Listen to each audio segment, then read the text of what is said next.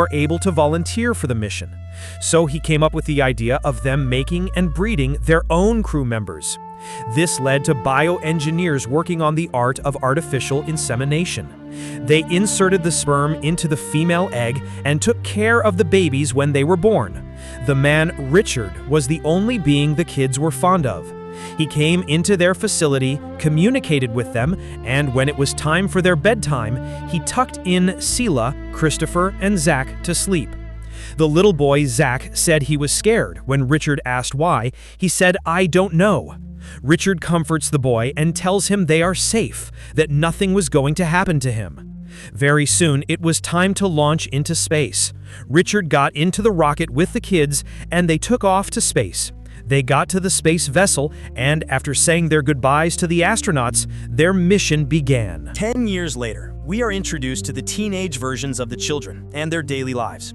They walk. He asks Richard about it. Richard says it is nothing. Christopher doesn't buy it. He shows Zach the chemical, and it appears it is hidden. At night, they head to the administration office, and after some trial, they saw the toxic chemicals.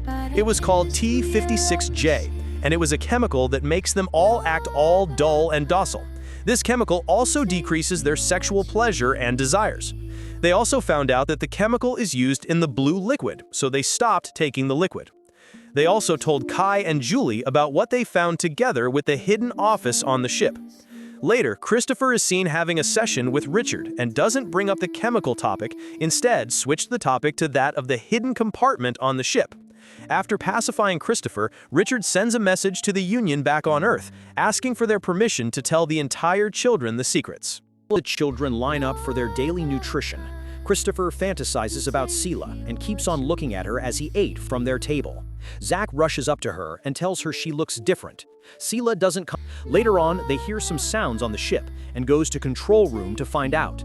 The kid there suggests that there is a firm of alien life outside of the ship. They lose communication with Earth, and Richard rounds them up to go and fix it, and he appoints Zach as his assistant. As they prepare, Zach spots Sela and approaches her. She tells him how to put on the spacesuit. Suddenly, Zach touches Sela inappropriately, but Sela is soon rescued by Richard. Zach then runs away. Richard looks for Zach and meets Phoebe, who tells him that they stopped taking the blues. Richard confronts Christopher, and they argued. But Richard tells it that it's a rule from Mission Control to avoid overpopulation on this ship and the type of behavior Zach just performed.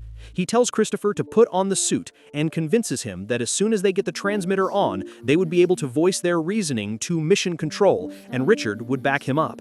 As everyone gets ready, Zach enters the control room and finds out that Christopher is the one outside with Richard. As Richard and Christopher step out of the ship, Christopher experiences a new sensation, and Richard keeps a close eyes on him. The operation was going smoothly until Richard gets attacked by what looks like a black force outside. The whole system on the ship crashes and everyone gets into panic mode. Sela rushes to save Richard before it is too late. Christopher carries Richard inside, and after all said and done, Richard gives up the ghost. Now, Sela was the head of medicals in the ship, so she had to call the time of death for Richard. Later on, the children meet again to discuss the death of Richard. One of them points out that he saw something like an alien jump on Richard and kill him. Some of the children start crying but are quickly comforted by Sela. After looking at the manual, they had to select a new chief, and after the elections were done, Christopher was chosen as the new leader. Zach gets jealous because he wanted to be chief but congratulates him regardless. Christopher instructs everyone to start working on the repairs on the ship and that they will fix the surveillance system last to know what killed Richard.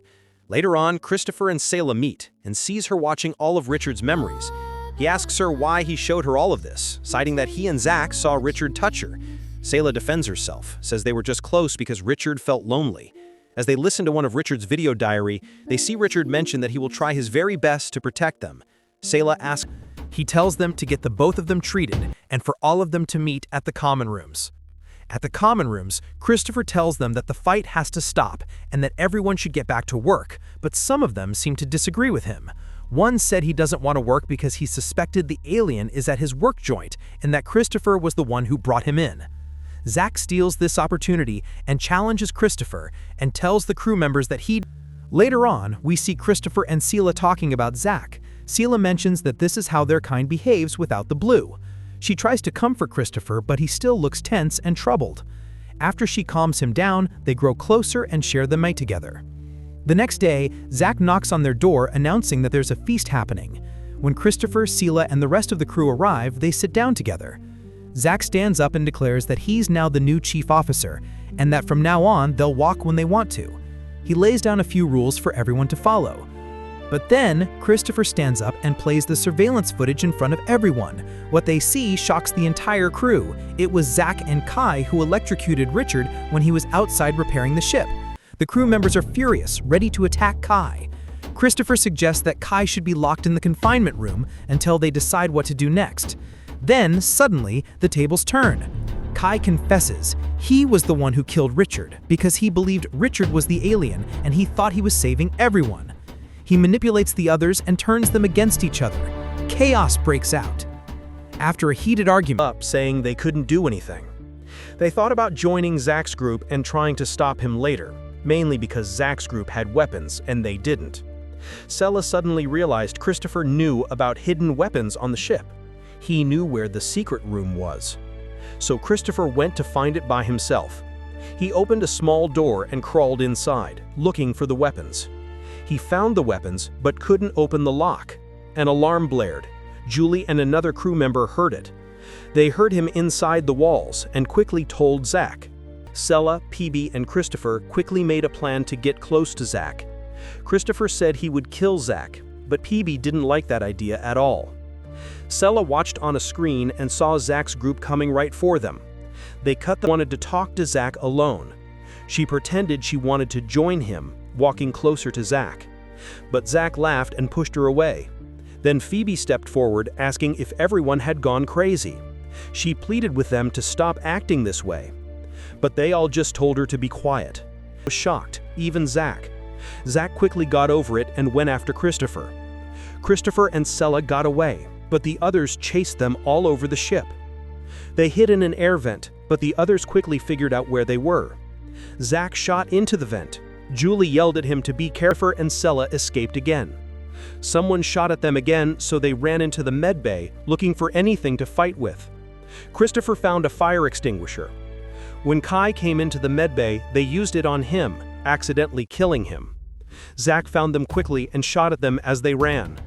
They ran into an airlock. Christopher told Sela to put on a spacesuit, but older. 86 years after launch, the Humanitas ship was still flying through space. It turned on its engines to land on the planet. The older people and the younger ones looked out the window for the first time, seeing their new home on the alien planet. Thanks for watching. Subscribe for more.